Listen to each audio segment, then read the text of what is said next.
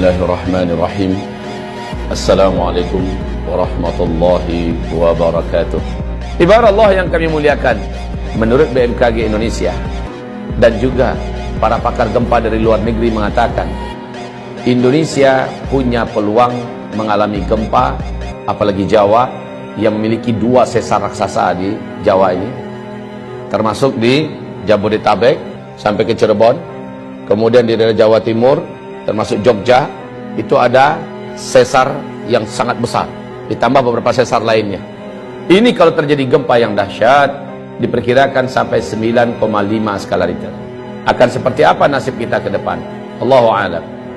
Kita hanya berdoa dan berharap semoga tidak, semoga tidak. Saya juga berharap demikian dan kita aminkan bersama-sama. Mari, amin ya rabbana amin.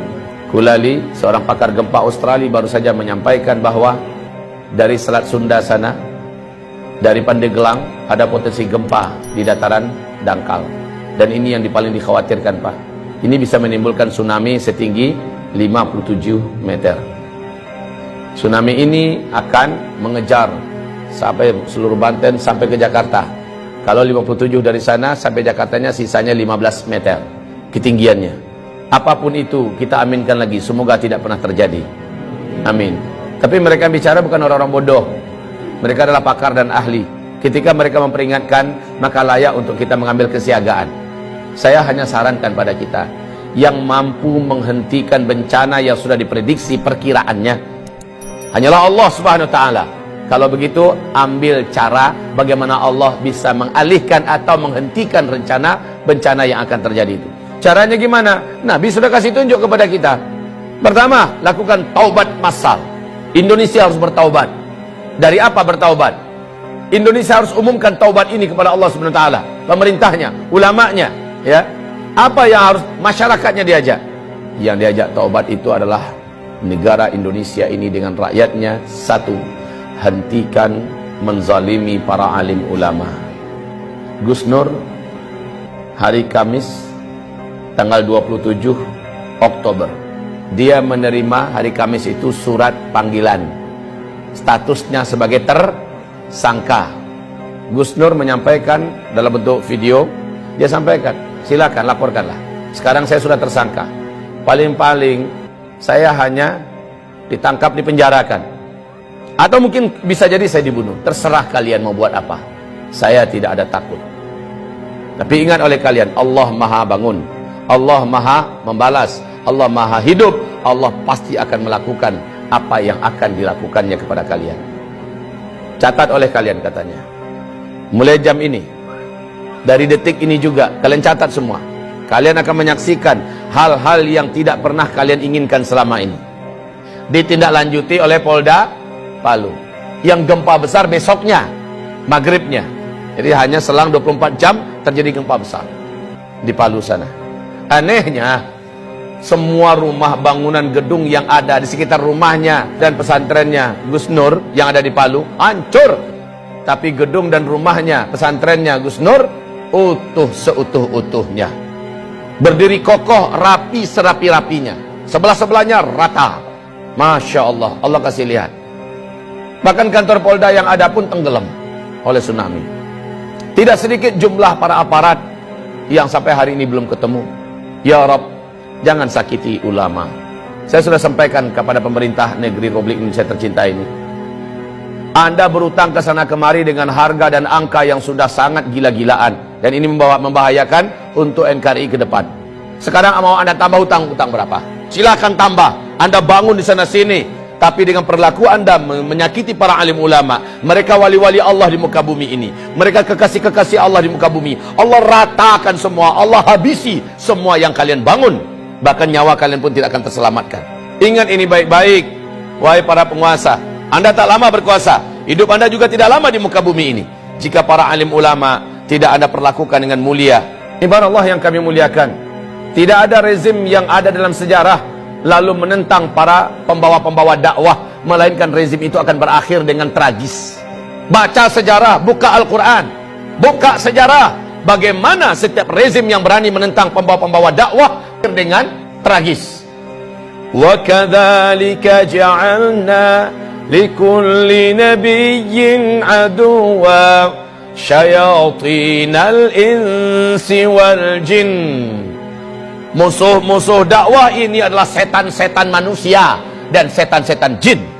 Demikian Allah firmankan, yuhi ba'duhum ba'da zukhrufal qawli ghurura. Konspirasi mereka sesama mereka saling rapat dan akrab dalam rangka memadamkan dakwah, tapi pada ujungnya qul ja'al haqq wa zahaqal batil. Kalau kebenaran sudah datang, kalau kebenaran sudah diusung dan dibawa, diperjuangkan, yang batil pasti akan enyah. Apa yang kurang dari Firaun? Puncuk dan puncak kekuasaan-kekuatan saat itu di tangannya. Negara-negara mana yang tidak takut dengan kekuasaan yang dimiliki oleh Firaun? Kekuasaan yang luas, bala tentara yang banyak, persenjataan yang hebat, media semuanya di tangannya, semua kekayaan ada di tangannya. Kurang apa Firaun? Dan Musa hanya seorang pendakwah biasa. Musa dengan pendampingnya Harun, Bani Israel orang-orang rakyat biasa, tapi mereka bersama Allah yang Maha Perkasa. Ketika semakin zalim Firaun kepada Musa dengan fitnah yang bermacam-macam, dengan cara yang bermacam-macam untuk menghabisi Musa, akhirnya Firaunlah yang habis. Bala tentaranya habis, lumpuh semua. Bukan sekedar lumpuh, mati semuanya, ditenggelamkan oleh Allah dalam Laut Merah. Kisah Firaun ini terulang abad demi abad, terus terulang dan berulang. Namrus sebelumnya, Ibrahim yang disasar. Namrus habis, dihabisi bala tentaranya oleh Allah hanya dengan tentara kecilnya berupa lalat. Namrus pun sekarat mampus. Bala tentaranya hebat-hebat, kekuasaannya yang hebat, semuanya habis oleh Allah Subhanahu wa taala ketika menyakiti wali Allah di muka bumi, yaitu Ibrahim alaihis salam, Nabiullah dan Rasul Allah, Abul Anbiya Ibrahim alaihis salam. Nabi Muhammad disakiti oleh Abu Jahal, Abu Lahab. Di Mekah dia petentang-petenteng ke sana kemari seolah dunia miliknya, membangun koalisi dan jaringan internasional kemana-mana dalam rangka menyakiti Nabi Muhammad, menyakiti para sahabat. Habis mereka dibuat oleh Allah Subhanahu wa taala. Maka rezim manapun di muka bumi ini, kalau sudah berhadapan dengan dakwah ilallah, berhadapan dengan ahli-ahli dakwah, para alim ulama, pembawa dakwah, pembawa kebenaran, Allah pasti akan tetapkan in lan tajida li sunnatillahi tabdila. Tidak akan didapatkan sunnatullah itu bisa berubah, tidak akan pernah berubah. Sunnatullah itu tetap akan terulang. Saya tidak tahu omongan ini akan sampai tidak ke telinga para pemimpin dan berkuasa yang sedang memimpin di Indonesia. Saya tidak ingin para pemimpin yang ada, rejim yang ada berakhir tragis. Tugas saya hanya sekedar menyampaikan. Saya tidak punya wewenang apa-apa dalam menurunkan azab. Saya tidak menginginkan azab turun ke Indonesia ini. Saya ingin pemimpin kita memimpin dengan baik dan benar. Roda kepemimpinan pemerintah berjalan dengan baik dan benar. Masyarakat hidup dengan makmur, sejahtera, tertanggulangi masalah-masalah berat kehidupan mereka. Agama juga terjaga dan terawat. Maka baldatun thayyibatun wa rabbun ghafur terwujud. Ini yang saya mau. Tapi ketika yang dilakukan kebalikan daripada itu, maka inilah firman Allah Subhanahu wa taala di surat Al-A'raf ayat yang ke-96, walau anna ahlal qura amanu wattaqau la fatahna alaihim barakatim minas sama' wal ard walakin kadzabu fa akhadnahum bima kanu yaksibun.